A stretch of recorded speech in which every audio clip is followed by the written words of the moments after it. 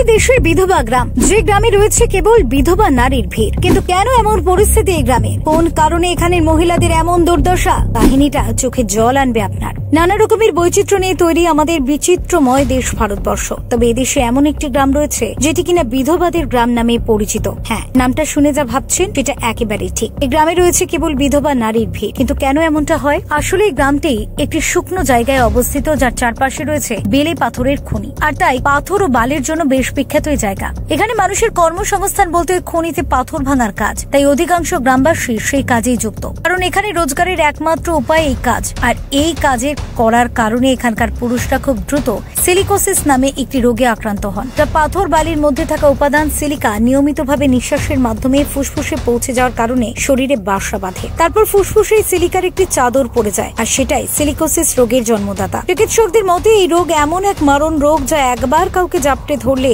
তার আর হাত থেকে নিস্তার মেলে না। রাজস্থানের বুধপুরা গ্রামের পুরুষদের এই পাথর ভাঙার কাজে কার্যত একমাত্র পেশায় রূপান্তরিত হওয়ার কারণে পাথরে উঠতে থাকা ধুলোর মধ্যেকার সিলিকা নিঃশ্বাসের সাথে শরীরে বেশ করতেই থাকে, যার ফলে এখানকার পুরুষরা বেশি দিন বাঁচেন না। শুনলে অবাক হবেন, এই গ্রামের 2/3 কাছে নারী 35 বছরের মধ্যে স্বামীকে হারান। সে কারণে এই গ্রাম জুড়ে বিধবা নারীর সংখ্যা অগণিত, আর সেজন্য এই গ্রামের নাম বিধবা গ্রাম হয়ে গিয়েছে। তবে শুধু বুধপুরাই নয়, তার আশেপাশের অনেক গ্রামের মানুষ এই পেশার সঙ্গে যুক্ত থাকায় কম বেশি রোগে আক্রান্ত হন। যদিও এই রোগ থেকে বাঁচতে কি করতে হবে তাও নিয়মিতভাবে স্বাস্থ্য দপ্তরের পক্ষ থেকে বোঝানো হয় এসব অঞ্চলে, কিন্তু তাতে খুব একটা লাভ হয় না। Bureau report, talk to time.